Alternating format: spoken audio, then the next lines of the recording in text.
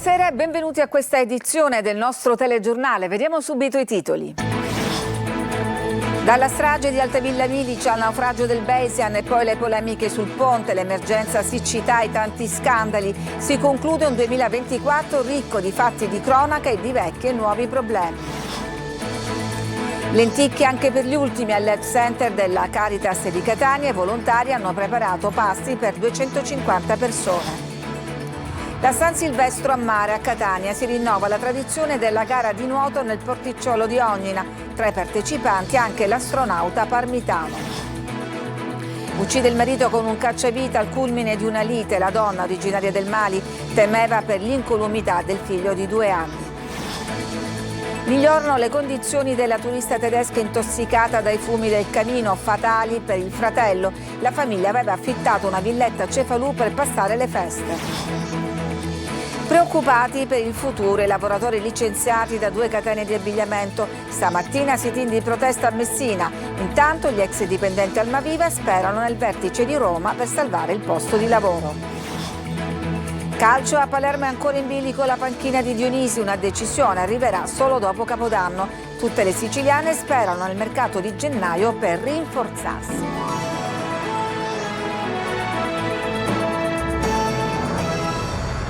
In questa fine d'anno ripercorriamo assieme i principali fatti del 2024, tra i fatti di cronaca, inchieste, scandali politici, con Emanuela Corsi. La Sicilia si prepara a salutare il 2024, 12 mesi che si chiudono tra vecchi e nuovi problemi, un anno ricco di eventi ma anche di gravi fatti di cronaca, dalla violenza di gruppo su una minore alla Villa Bellini di Catania alla strage familiare di Altavilla Milice, fino alla tragedia del Basian, il super yacht naufragato nelle acque di Porticello dove hanno perso la vita 7 persone, tra cui il magnate Mike Lynch, al centro di una spy story internazionale. Ma ci sono state anche le 5 morti sul lavoro di Casteldaccia e il giallo di Larimar, la quindicenne trovata impiccata a Enna per un presunto caso di revenge porn. Il 2024 è stato anche l'anno delle emergenze, dai rifiuti alla cenere vulcanica che ha ricoperto Catania e i comuni etnei, fino alla siccità. Una nonna e la nipotina che lavano i panni nel lavatoio di Papardura, nell'Ennese, sono diventate il simbolo della grave crisi idrica che ha messo in ginocchio migliaia di cittadini, costretti a rifornirsi di acqua con i bidoni e rimasti con i rubinetti a secco anche a Natale. Il 2024 è stato anche l'anno del ponte sullo stretto, tra promesse disattese come i cantieri avviati entro l'estate e le contestazioni dei comitati contrari alla realizzazione dell'opera. In attesa del ponte c'è chi però ha attraversato lo stretto in maniera alternativa, sospeso nel vuoto a più di 200 metri d'altezza. Una scivolata sul finale ha però negato il record a Jean Rose. Brividi e fibrillazioni anche per la politica siciliana con lo scandalo sui fondi alla cultura scoppiato all'Ars. Il 2024 è stato anche l'anno delle polemiche sui migranti e della soluzione del ministro Salvini nel processo Open Arms. Un anno che si chiude con le polemiche sul caro voli e con il Sicilia Express che ha riportato a casa i siciliani dal nord Italia, ma anche con i ritardi di Agrigento che tra poche ore sarà capitale della cultura. E in attesa di brindare al nuovo anno e di raccontare nuove storie, salutiamo il 2024 con questa immagine iconica dell'Etna innevato in una giornata di sole davanti ad un mare cristallino dove si specchiano la bellezza, l'arte e la cultura di una terra a volte ricca di contraddizioni, ma sicuramente straordinaria. La Caritas è sempre accanto ai fragili, soprattutto in questo periodo festivo. Desiree Ferlito. La macchina della solidarietà della Caritas diocesana, attiva tutto l'anno, riceve un ulteriore impulso in questo periodo festivo, grazie alla partecipazione al progetto Pranzo Sociale in occasione delle feste natalizie, promosso dalla Conferenza Episcopale Siciliana con il finanziamento dell'assessorato regionale all'agricoltura. I volontari stamattina al lavoro preparano il cenone di Capodanno. La cena del 31 noi serviremo, oltre che le classiche lenticchie per Natale, cotolette, patatine fritte, e daremo un panettone come simbolo a tutti gli ospiti. Oltre che questo daremo anche i pasti per l'unità di strada, anche lì verrà consegnato un panettone ad ogni senza tetto. Principalmente uomini italiani con figli, nella fascia d'età compresa tra i 24 e i 54 anni, e poi donne sole che hanno perso il lavoro e non riescono ad andare avanti. Sono loro i poveri supportati ogni anno dalla Caritas, che ben conosce le esigenze di chi chiede il loro aiuto, ma la Caritas è molto di più. Le persone che vengono a mangiare da noi, per lo più quello di cui hanno bisogno è di una parola di conforto, di essere ascoltati e soprattutto di essere indirizzati affinché si possano togliere dalla situazione attuale di disagio. 4.400 gli utenti registrati nel 2024, 250 le persone che accedono alla mensa ogni giorno. Di grande rilievo anche gli aiuti dell'Help Center che riguardano supporti economici, pagamento delle utenze e poi il centro per la persona che ha garantito oltre 2.300 docce e distribuzione di vestiari e coperte. E si è rinnovata anche quest'anno la tradizionale San Silvestro a mare, la gara di nuoto al porticciolo di Ognita. Tra i partecipanti anche l'astronauta Luca Parmitano. Sentiamo Tonino De Mano.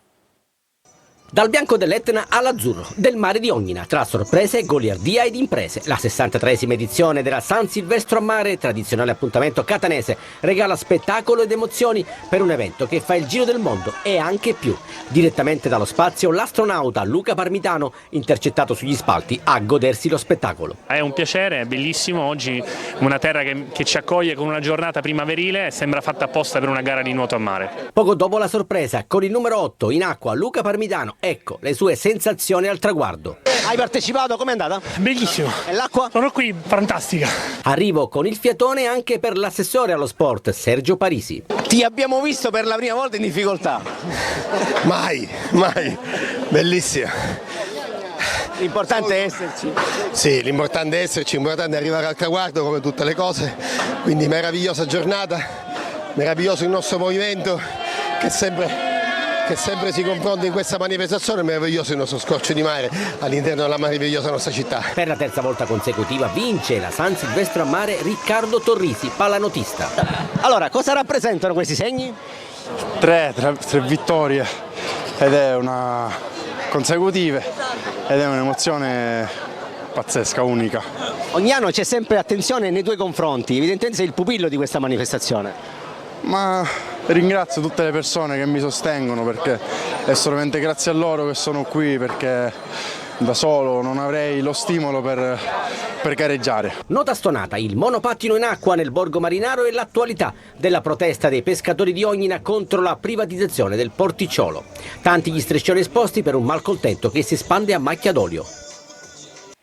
Zone rosse, aree vietate a soggetti pericolosi o pregiudicati, controlli capillari del territorio e operazioni contro la vendita di botti illegali. La nuova direttiva del Viminale prevede un'attenzione particolare su stazioni ferroviarie, piazze di spaccio e zone della movida. A Catania il sindaco ha disposto il divieto per 24 ore della vendita e utilizzo di materiale pirotecnico. A Palermo l'ordinanza durerà fino al 2 gennaio, ma nonostante i divieti continuano i sequestri dei botti illegali. L'ultima a Catania, dove in un'abitazione nel quartiere San Cristoforo sono stati trovati 800 kg di fuochi artificiali accatastati su un terrazzino. A Palermo invece la Guardia di Finanza aveva trovato più di 1,5 tonnellate di botti illegali, tra questi anche la micidiale bomba del presidente, un ordigno con 200 grammi di esplosivo. E c'è sempre la cronaca. A Pachino l'ennesima lite tra due trentenni originari del Mali è finita nel sangue. Sentiamo il servizio di Luca Ciliberti. Uccide il compagno con un cacciavite al culmine dell'ennesimo litigio. La coppia di trentenni originari del Mali e residenti a Pachino avrebbe avuto discussioni pesanti fino a quando la donna, in un raptus, avrebbe preso il primo arnese che le è capitato sotto mano e avrebbe colpito l'uomo, morto poche ore più tardi all'ospedale di Maria di Avola. Sì, ha urlato tipo un lamento fortissimo e penso quando l'ha pugnalato, sì, credo si è sentito. Sembra che all'origine dei contrasti vi fosse l'abitudine del compagno di fare abuso di alcol. L'allarme era arrivato alla sala operativa della Polizia Municipale di Pachino alcune ore prima, con una segnalazione della presenza di un bambino di 2 anni solo in strada.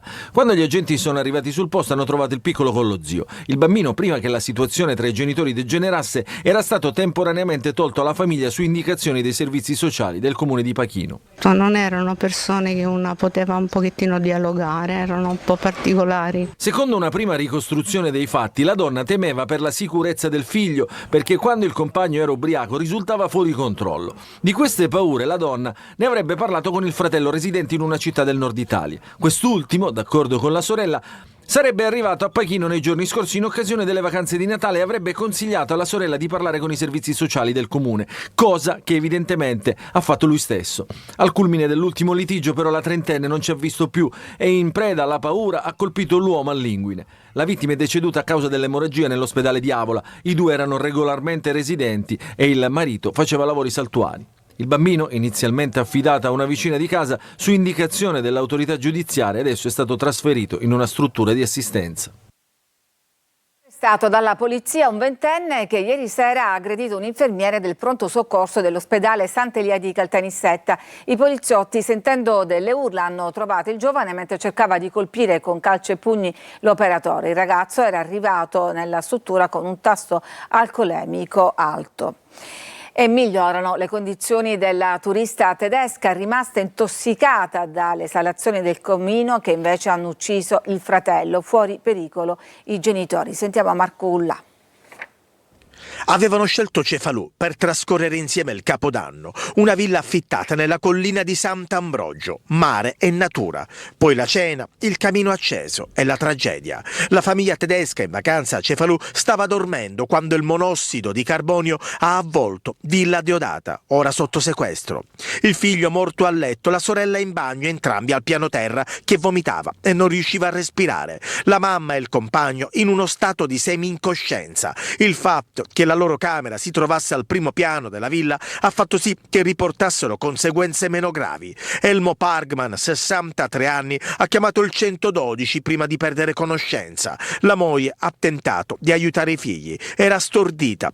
Il monossido di carbonio non ha lasciato scampo a Jonathan Feireband, 36 anni. La sorella Caterina, di 2 anni più giovane, è ricoverata in coma farmacologico nel reparto di rianimazione dell'ospedale di Partinico. Tutta colpa del camino killer, secondo le prime indagini dei poliziotti del commissariato di Cefalù, guidati dal dirigente Francesco Virga e coordinati dal procuratore di Termini Imerese Ambrogio Cartosio, che ha disposto l'autopsia sul cadavere del turista deceduto. Adesso i PM si affideranno a degli esperti per accertare se l'impianto non funzionasse correttamente oppure se ci sia stato un utilizzo sbagliato del camino di Villa Deodata.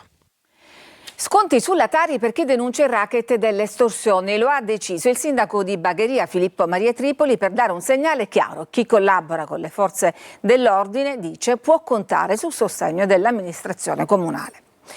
Un diportista ha salvato una tartaruga caretta caretta che aveva un amo in bocca e si trovava al largo del porto di Siracusa. La Guardia Costiera ha preso in custodia l'animale per curarlo e poi rimetterlo in libertà. Ci fermiamo, c'è una pausa per la pubblicità e poi torneremo per parlare fra l'altro di alcune vertenze che riguardano tanti lavoratori preoccupati per il proprio futuro.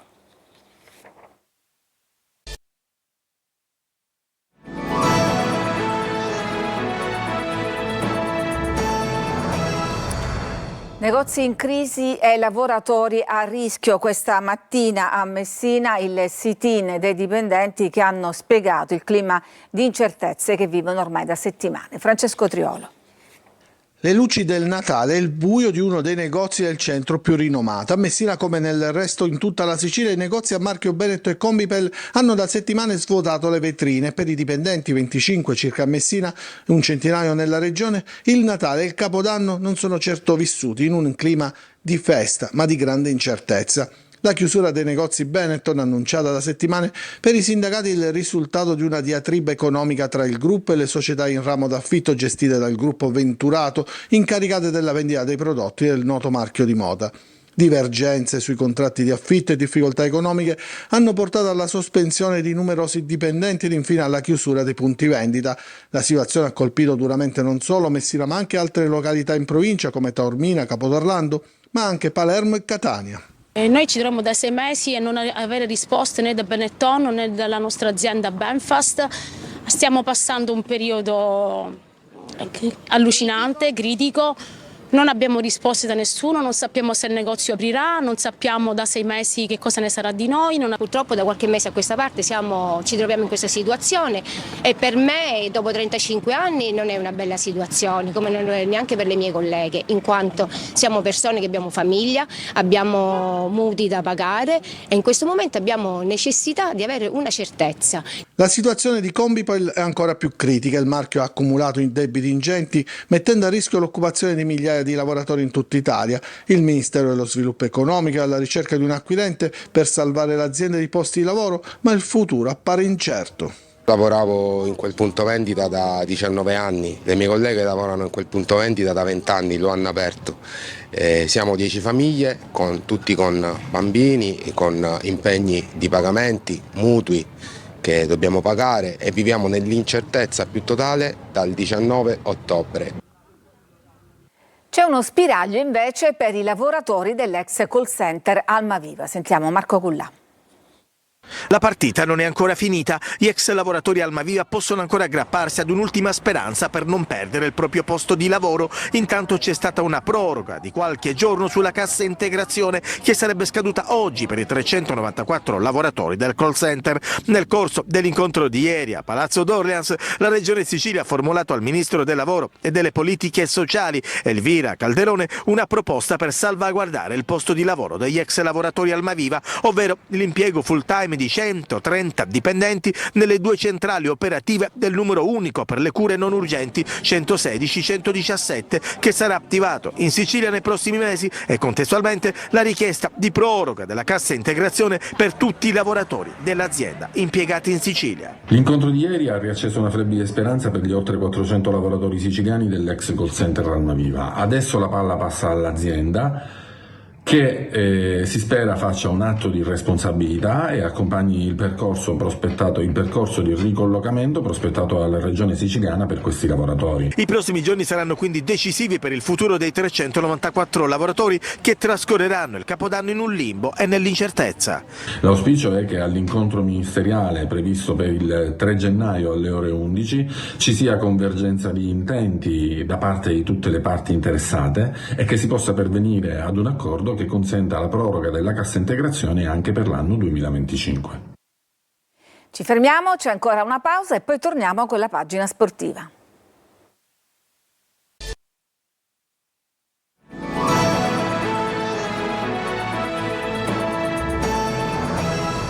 Siamo allo sport, tra crisi come quella del Palermo alle esigenze di mercato delle siciliane DC, il 2024 va in archivio pensando già ai prossimi movimenti di mercato. Francesco Triolo.